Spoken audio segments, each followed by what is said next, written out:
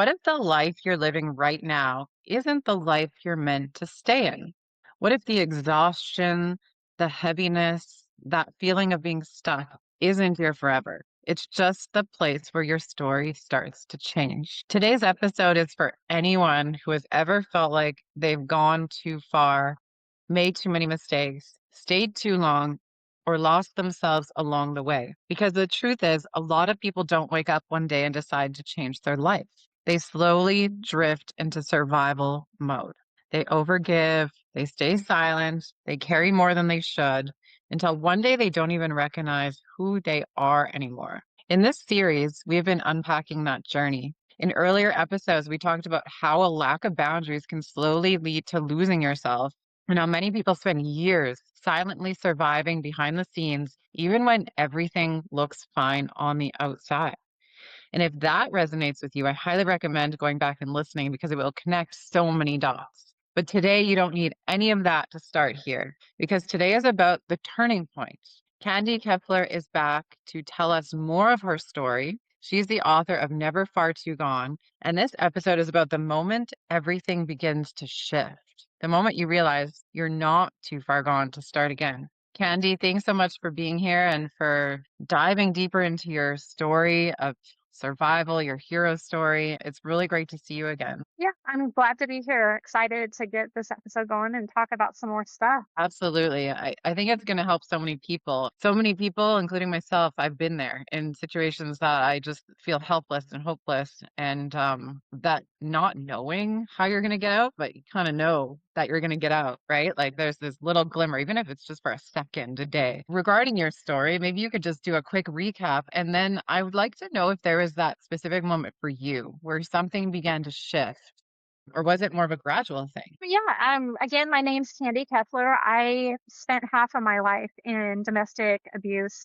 both physically and mentally abusive relationships. I'm married to 21 years and another relationship of 7 years. Was diagnosed with breast cancer at 50 years old, 10 surgeries, massive financial debt, just in the complete trenches of life. And I spent my life for half of it in survival mode, fight or flight mode constantly. And when you're stuck in survival mode for so long, you stop looking for joy because your brain is so wired and focused on getting through the day, just making it through each day. But healing for me didn't start for me with a big breakthrough. It was gradual.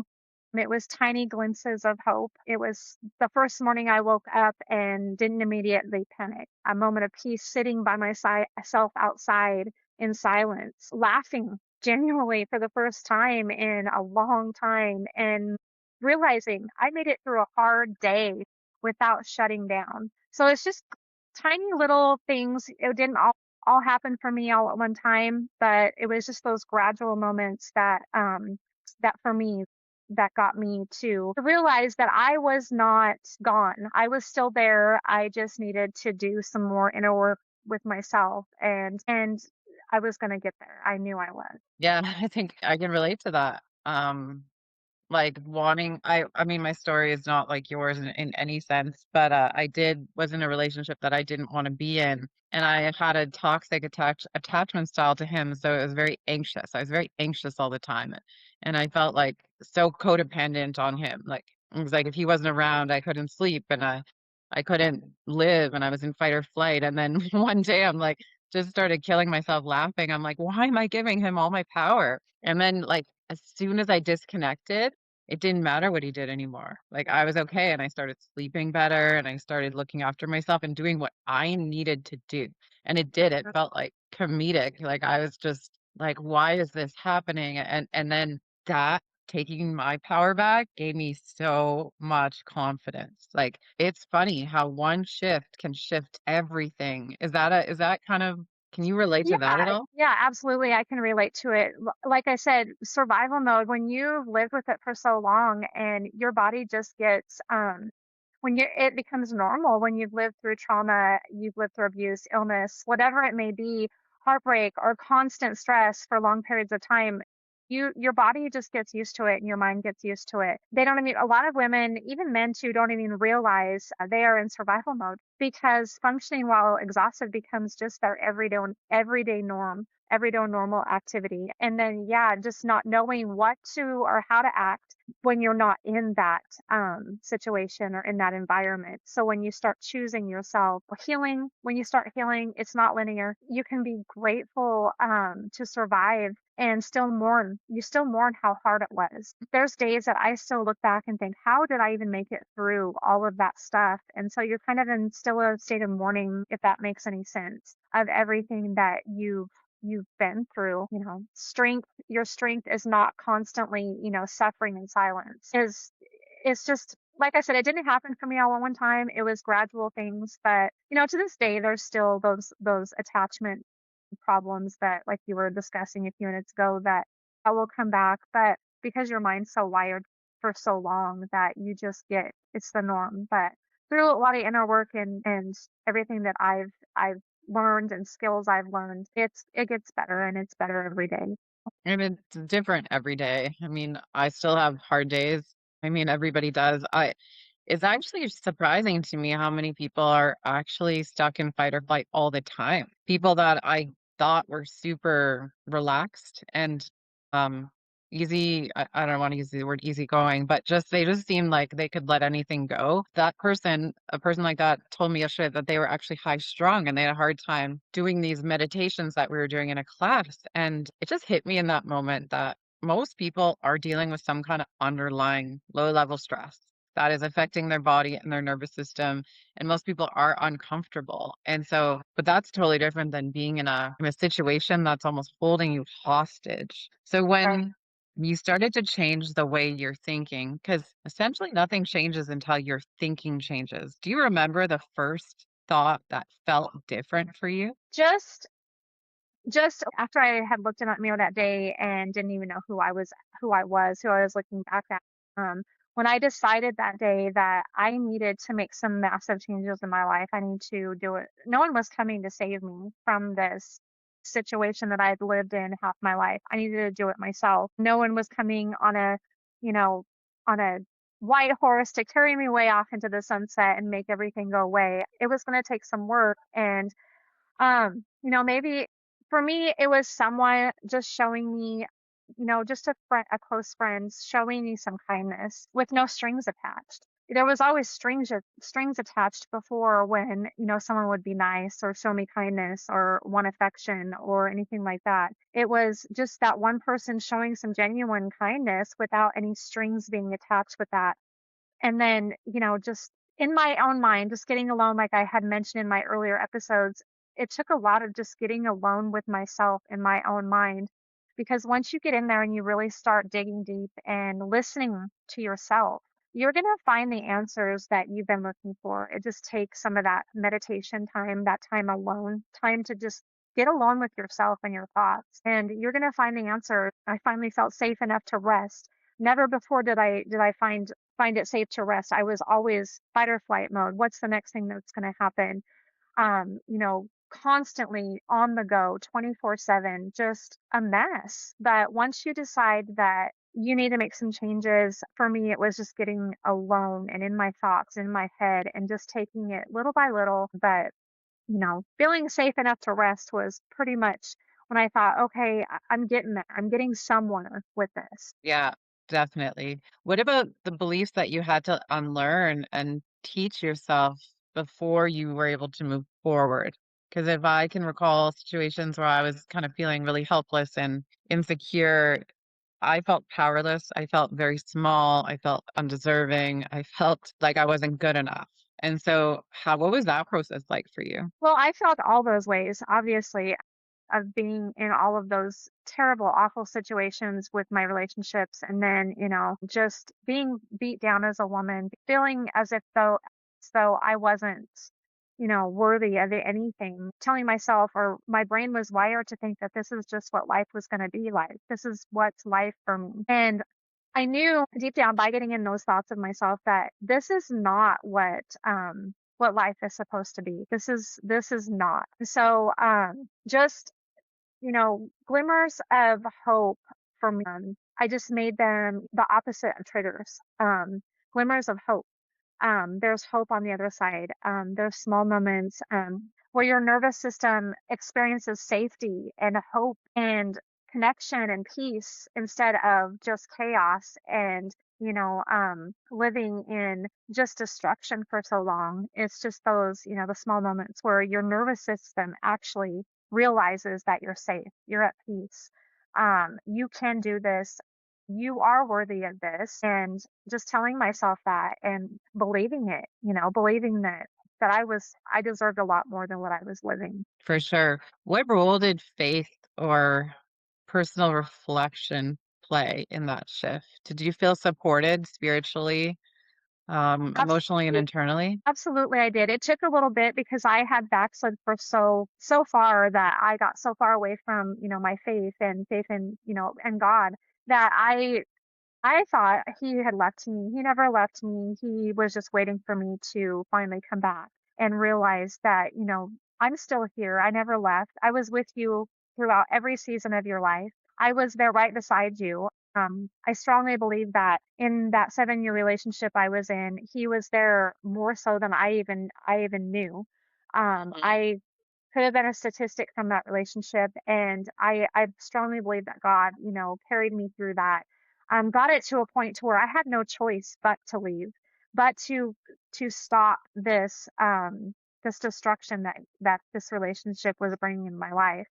Um, at first, I didn't trust good moments. I was so used to survival, and peace always felt temporary. There was never any peace. If there was, it was a real glimpse and that was it. And then it was over. But eventually doing a lot of inner work and just mainly getting rid of that toxic relationship, those little glimmers became longer moments. The peace becomes longer. And those moments slowly became a life I don't have to constantly recover from. I don't have to constantly run from. I don't have to constantly be on fight or flight mode every single day. Mhm. Little by little, you just start recognizing those little things. Absolutely. Was it hard to believe that life could actually start getting better? I mean, you wrote the book Never Far Too Gone. What was that moment when you realized that you weren't too far gone? It was hard at first because, like you said, when your brain gets so wired to believe that you're a certain way, that you're not worthy, that you aren't worth it as a person. You don't deserve, the life that you could be living. You see other people living it and but you don't believe it because your brain has been wired and you've been living in survival mode for so long that you don't believe that you're worthy of that. But, looking at my kids and my parents were played a big huge role in my recovery and me finally getting into a place where I could start believing that you're worth it. I finally just started doing that inner work. What changed for me, like I said, wasn't overnight. It wasn't an overnight night transformation at all by any means. It was learning to notice little tiny moments. I always say the small moments, the small things are the big things. They're always going to be the big things. Just a tiny moment, now with my grandsons, spending those tiny moments, taking it all in. Those small moments reminded me that I was still in here. I was still here and I didn't need to live just in survival mode, and I realized that, there's more for me in life than just surviving, just living in survival mode every day. I can actually live. I'm allowed to live, and telling myself that was the big thing for me. I remember when in my addiction, in my 20s, and there was a night where I'd taken a lot of substances, and I could feel that my heart was kind of slowing down, and I was having a little bit of a hard time breathing.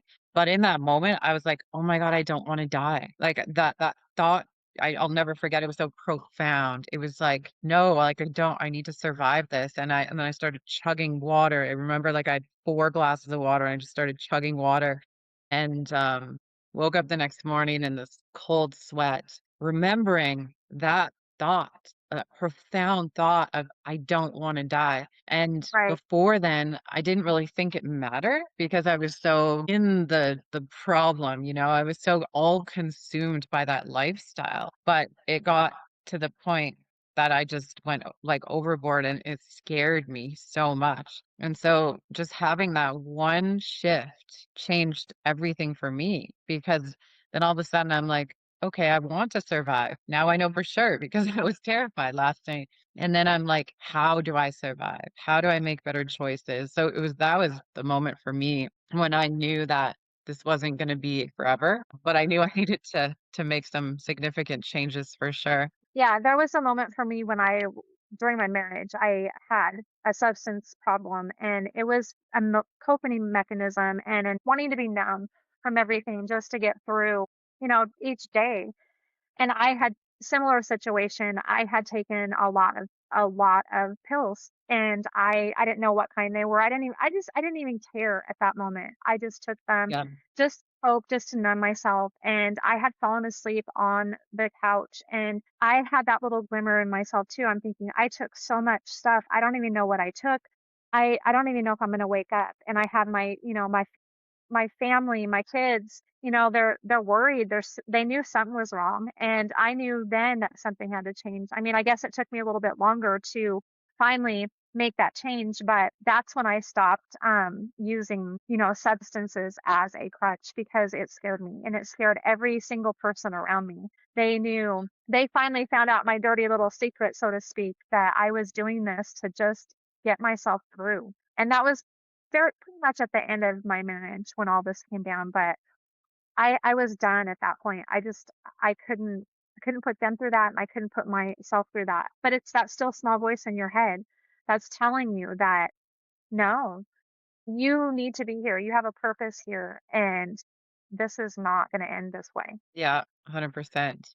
So when you started to choose yourself and believe in yourself again, what was that like? What was life like then after you got out of your very abusive marriage? What was life like? For my marriage, it was not normal to me. I was used to in my marriage, I was always used to chaos all the time. I was used to um, not knowing what the next moment's going to bring, not knowing, what's going to happen, just always on this high alert all the time. And so it finally ended, when I finally, got out of that marriage, I didn't know how to act. And I think that's probably why it took me so much longer to finally make that change, to finally have to be diagnosed with breast cancer at 50, to finally get my attention.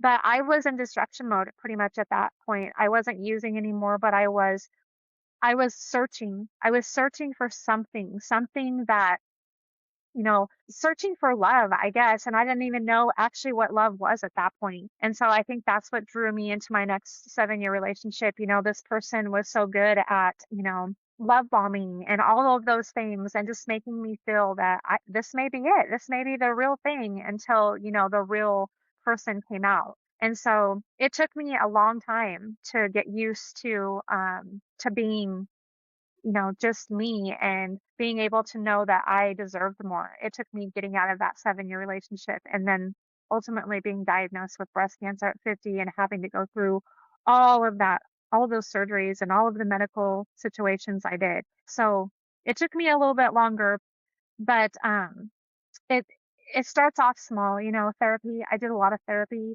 a lot with myself, journaling things, writing things down instead of keeping things inside. That helped me a lot.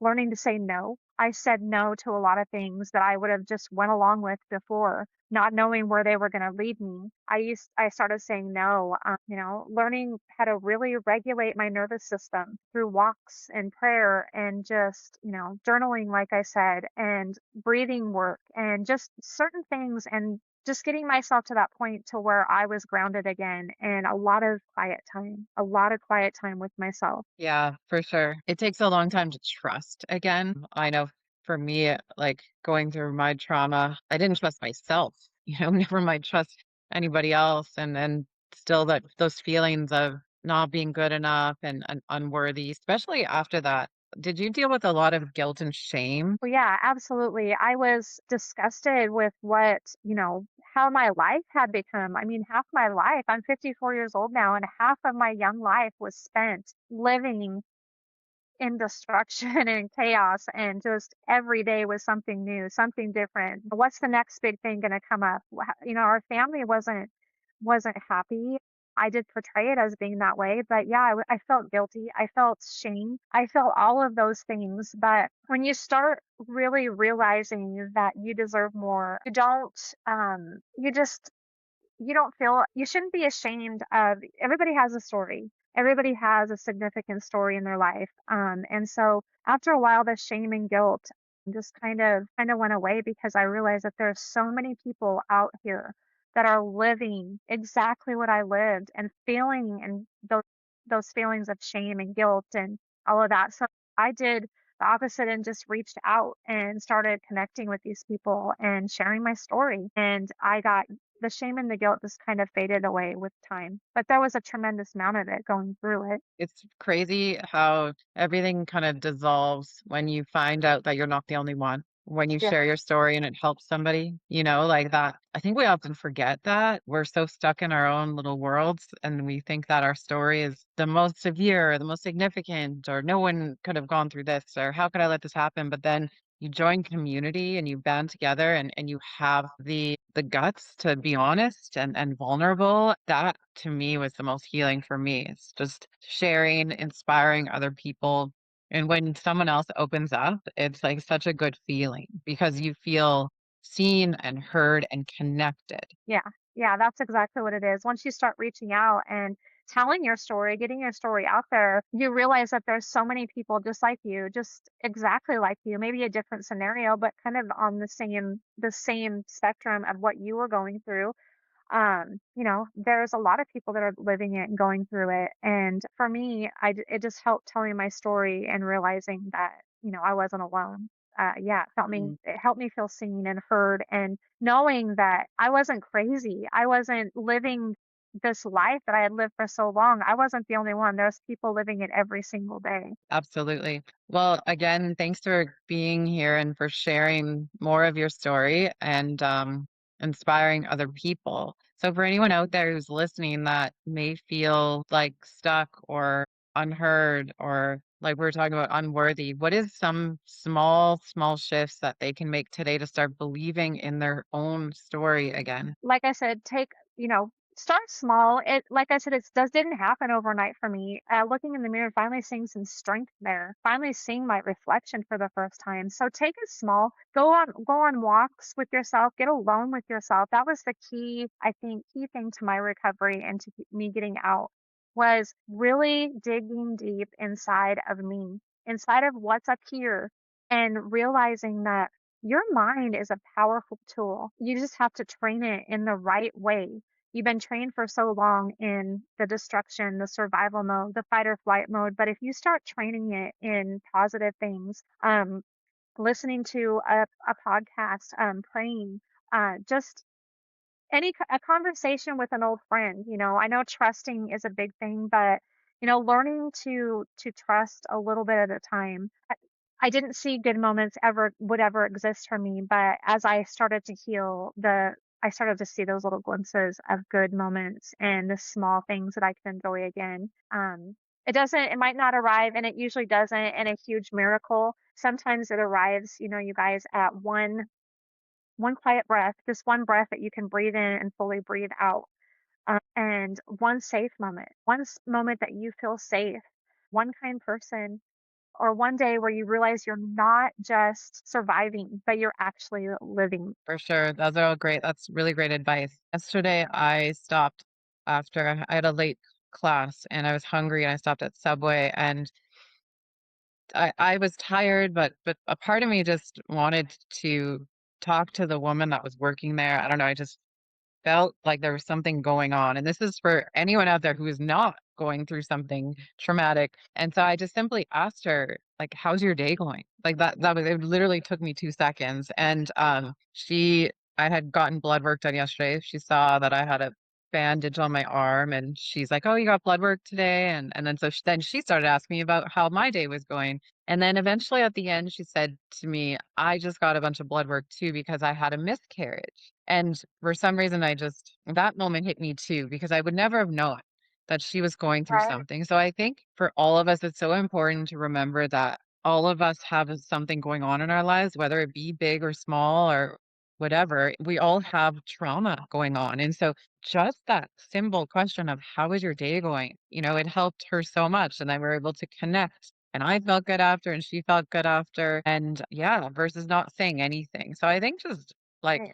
putting our I phones down when we're out and about and just keeping our head up and smiling at strangers and um, because you never know who you're going to affect. Like one smile, one simple hello can change someone's whole day. absolutely. A kindness. We need to bring kindness back, and yeah, put our phones down, really be able to see people, really be able to make those connections when they come. When you get that gut feeling that, hey, I need to reach out to this person, or I need to just ask, how's your day, or how are you feeling? You matter. Sometimes it's nice to hear you actually matter, and just practice kindness. It's kind of gone away these days, but it's something that we need to bring back for sure. Totally. Well, thanks again for being here. Do you have any last minute thoughts you want to add and tell people more about the book that you wrote? Yeah, I would just say no matter where you're at in your life, you guys, no matter, what you're going through, it probably isn't the same thing I've went through, but it's similar. But whatever you're going through, don't ever think that's the last chapter of your life. Don't ever settle for this is all there is to my life, because today I'm living a fulfilling, beautiful life. I never would have thought that, years ago. I never would have thought that I'd have peace in my life. I'd have a man that loves me for who I am, living my best life. So don't ever count yourself short. Don't ever tell yourself that this is it. I wrote my life story. It's never too far gone. I don't know if you can see the cover, but that's the name of it. It's just a little bit about my life story, what I went through, and maybe hoping to give that person that's living it or has lived it some encouragement, some just some hope that no matter what you're going through, you're never too far gone. My book's available on Amazon, or you can just Google it, Never Too Far Gone by Candi Keffeler, and you'll find it on several platforms. And you can reach out to me at my website, candikeffeler.com. I'd love to talk to you, love to have some conversations with you, love to give you some advice. I did a lot of work, and I'd love to talk with you and have a conversation. Yeah, absolutely. So if you're listening right now and you're thinking, I don't know if my life can change, here's what you need to understand. You don't rebuild your life all at once. You rebuild it the moment you decide that this isn't the end. So you don't need to have it all figured out. You just need to be willing to believe, even a little, that something is more possible for you. So, Candy, this conversation is so powerful because it shows that transformation doesn't start with everything changing overnight. It starts with a shift in belief. So if this episode resonated with you, you can find Never Far Too Gone in the show notes. And if you're just joining us for this series, I highly recommend going back to episode 1 and 2 because they'll help you understand how you got here. So you can fully step into where you're going. And remember, you're never too far gone. You're just at the point where everything can begin. If this episode resonated with you and you'd like to share it with someone else, please do so. And thanks so much for tuning in, you guys. Stay tuned for the next episode. Bye.